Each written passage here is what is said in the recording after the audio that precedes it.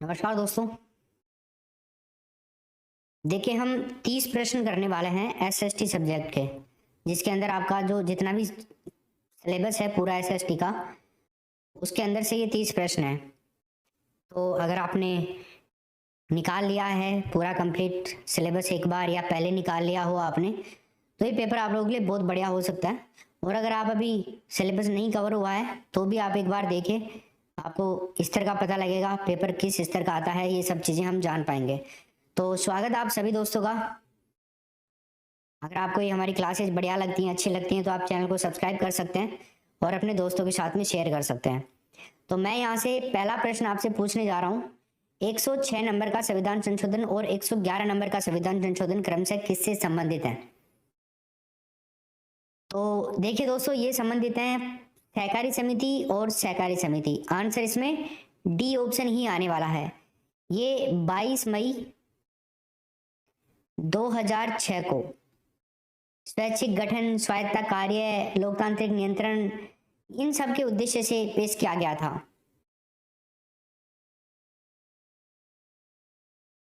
फिर इसको समाप्त भी किया गया 2006 के अंदर। 14वीं जो लोकसभा का विघटन हुआ था उस टाइम में ये समाप्त भी हो गया था। इसको वापस पेश किया गया 30 सितंबर को 2009 के अंदर 111वां संविधान संशोधन। उच्च न्यायालय के न्यायाधीश का कार्यकाल क्या होता है?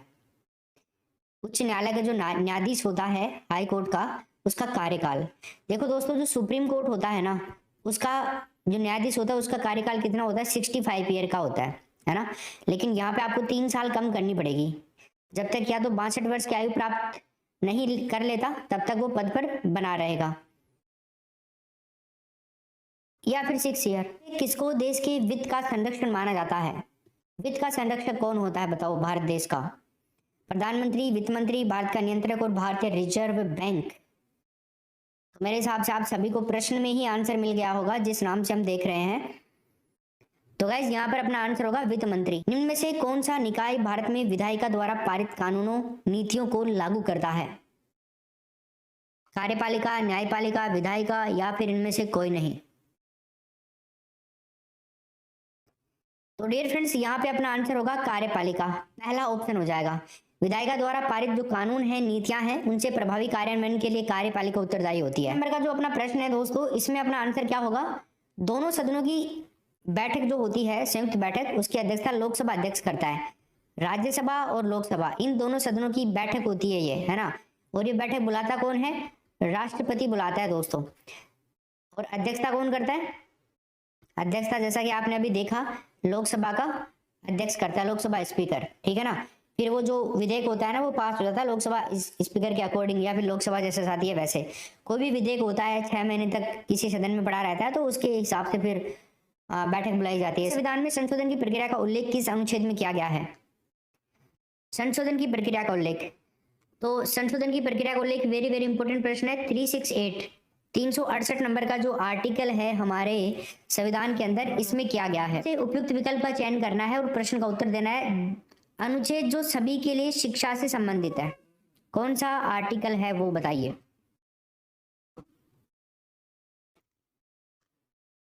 देखो, भारतीय संविधान में नीति निर्देशक तत्वों के अंदर 45 नंबर का आर्टिकल आता है ना। तो इसके अंतर्गत क्या है? संविधान की घोषणा के 10 वर्ष के भीतर एक प्रावधान किया, जो उसके अंतर्गत 14 वर्ष की आयु के जो बच्चे हैं उनको निशुल्क और अनिवार्य शिक्षा का प्रावधान बनाया गया। तो यहाँ पे आंसर आएगा अपना आर्टिकल नंबर 9 दिसंबर 1946 को संविधान सभा की प्रथम बैठक हुई थी।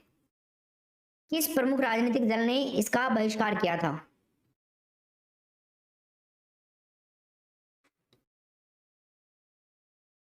देखो, ये भारतीय जनसंघ ने नहीं किया, गरम दल ने नहीं किया, प्रजा सोशलिस्ट पार्टी ने नहीं किया था, मुस्लिम लीग ने किया था। आप सुनते आ रहे होंगे इसके बारे में, तो बहुत बढ़िया बढ़िया।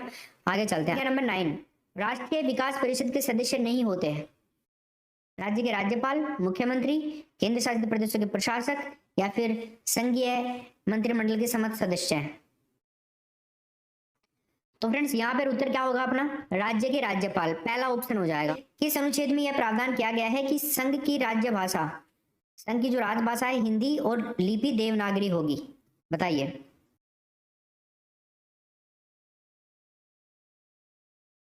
तो भैया अपना यहाँ पर जो आंसर होगा ना वो होगा आर्टिकल 343, 343 नंबर का अनुच्छेद, ठीक है ना।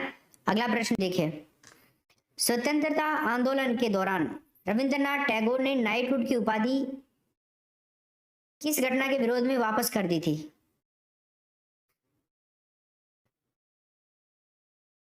तो डियर फ्रेंड्स यहाँ पर अपना आंसर क्या आएगा, जलियांवाला बाग हत्याकांड, ठीक है ना, बी ऑप्शन। रविंद्रनाथ टैगोर को 1915 में ब्रिटिश सरकार ने नाइटहुड की उपाधि से सम्मानित किया था। फिर 13 अप्रैल 1919 को जलियांवाला बाग हत्याकांड से आहत होकर के उन्होंने नाइटहुड की जो उपाधि थी उसको वापस दे दिया था। और इस संदर्भ में लॉर्ड जो चैम्सफोर्ड था उसको पत्र भी लिखा गया था। आनंद मठ के लेखक बताइए कौन है? बंकिम चंद्र चटर्जी, पहला ऑप्शन हो जाएगा। आनंद मठ एक उपन्यास है, इसकी रचना बंकिम चंद्र चटर्जी ने 1852 के अंदर की थी। भारत का जो राष्ट्रीय गीत है वंदे मातरम, वंदे मातरम, ये इसी उपन्यास से लिया गया है दोस्तों। ये इंपॉर्टेंट प्रश्न है, ध्यान रखना। गांधी इरविन समझौते पर हस्ताक्षर किए गए थे कब? तो दोस्तों ये हस्ताक्षर हुए थे 5 मार्च 1931 को, पहला ऑप्शन होगा इसमें राइट आंसर। इस समझौते पर महात्मा गांधी और उस टाइम के जो वायसराय थे लॉर्ड इरविन, उन्होंने हस्ताक्षर किए थे। और ये समझौता द्वितीय गोलमेज सम्मेलन से ठीक पहले हुआ था। कांग्रेस के कराची अधिवेशन 1931 की अध्यक्षता किसने की थी बताओ?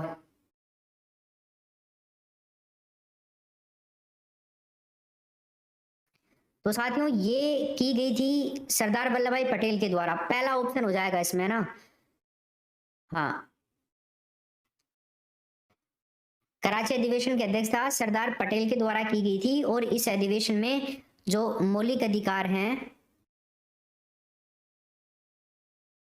मौलिक अधिकार और आर्थिक नीति का प्रस्ताव रखा गया था। मयूर सिंहासन किसके द्वारा बनाया गया बताइए? सिंहासन शाहजहां के द्वारा, बी ऑप्शन होगा। लाल किले में दीवान खास है ना, वहां पे रखा हुआ है ये।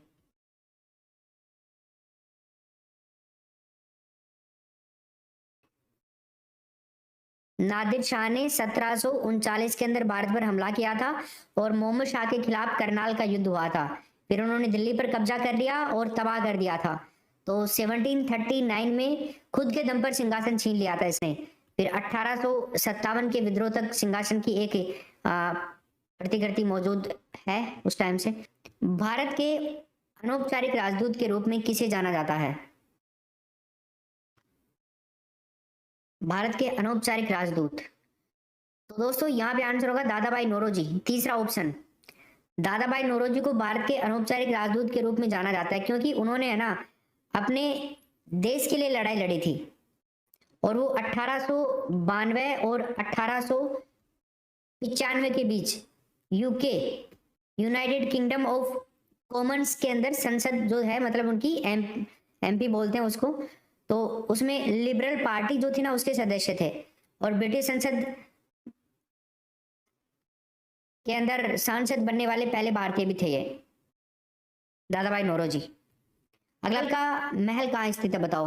उत्तर होगा फतेहपुर सीकरी। बीरबल का महल फतेहपुर सीकरी के अंदर एक काफी महत्वपूर्ण स्मारक है जो राजा बीरबल का निवास स्थान है ना।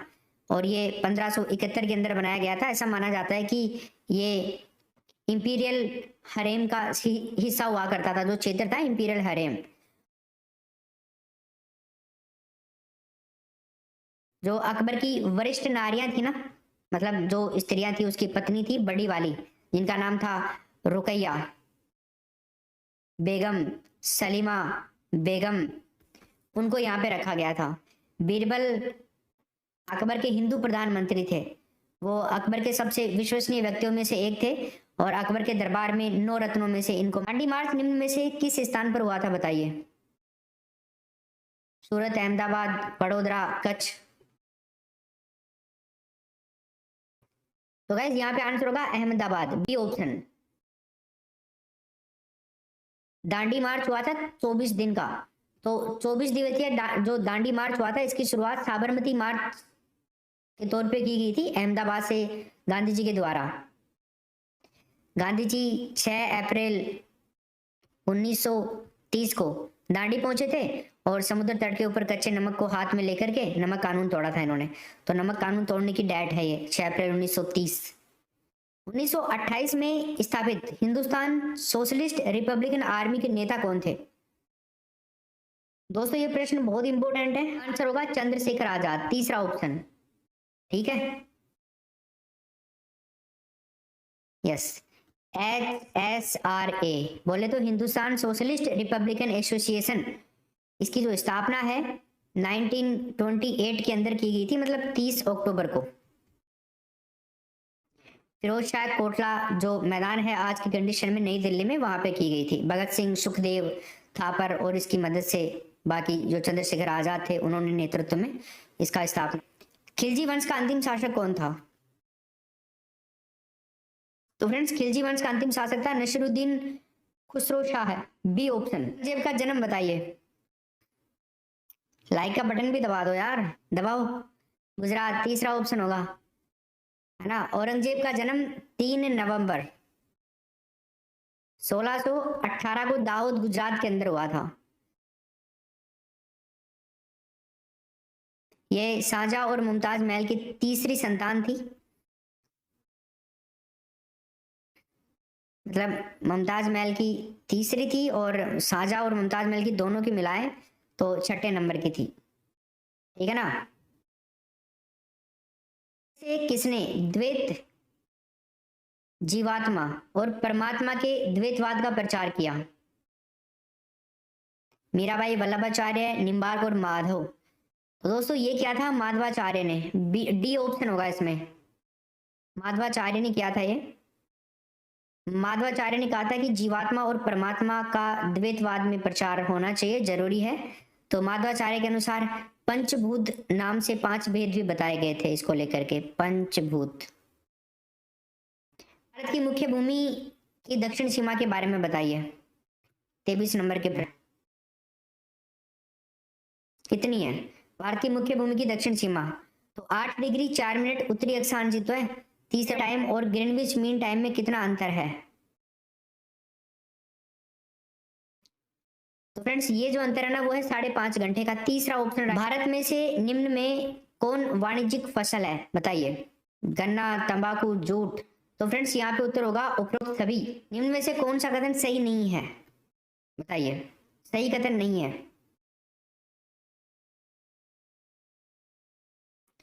देखो भारत विश्व में फलों का दूसरा सबसे बड़ा उत्पादक देश है, ये सही बात है। भारत दुनिया में सब्जियों का सबसे बड़ा उत्पादक देश है, ये गलत बात है। फल और सब्जियों के उत्पादन में को बागवानी भी कहा जाता है, ये भी सही है। और उत्तर प्रदेश भारत में गेहूं का सबसे बड़ा उत्पादक है, ये बात भी बिल्कुल सही है। मतलब आंसर होगा हमारा बी करेक्ट आंसर इसमें। ठीक, नेक्स्ट देखिए 27 नंबर का। कोलकाता बंदरगाह के बारे में पूछ रहा है, कहाँ पे स्थित है? गंगा सागर, बंगाल की खाड़ी, हुगली नदी और भागीरथी नदी। तो फ्रेंड्स यहाँ पे आंसर होगा हुगली नदी, तीसरा ऑप्शन। देश का प्रारंभिक बड़ा बंदरगाह है ये। समान समय के होते हैं तो सूर्य की किरणें सीधे किस ओर गिरती हैं?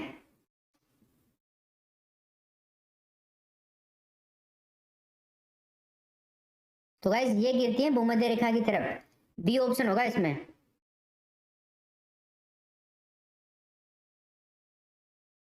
तेईस सितंबर और 21 मार्च को सूर्य की किरणें वर्ष में केवल 2 बार उत्तरी और दक्षिणी ध्रुव पर बढ़ती हैं, उस तरफ, इधर और इधर, उत्तरी ध्रुव दक्षिणी ध्रुव। बुक्सा टाइगर रिजर्व किस राज्य में है बताओ? राजस्थान, पश्चिम बंगाल, मध्य प्रदेश, महाराष्ट्र। पश्चिम बंगाल में है, वेस्ट बंगाल में। बी ऑप्शन होगा बुक्सा टाइगर रिजर्व। एक जिला है यहाँ पे, अलीपुरद्वार, है ना, इसके अंदर।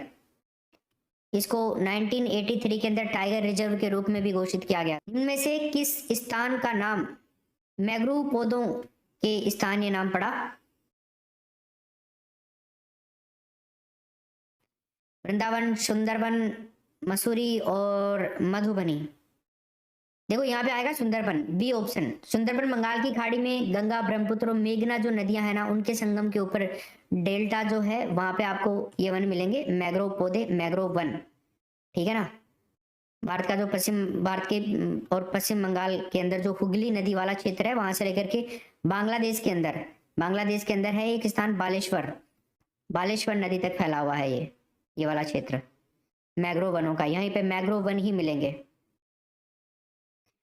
दो तरह के होते हैं, एक तो बंद मैग्रोव वन होते हैं और एक खुले मैग्रोव वन होते हैं।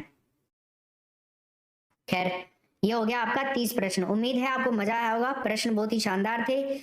अगर अच्छा लगा तो चैनल को सब्सक्राइब करें, वीडियो को लाइक करें और अपने दोस्तों के साथ में जरूर बता दें उनको, वीडियो को भेज करके भाई इस वीडियो को देखो, ठीक है।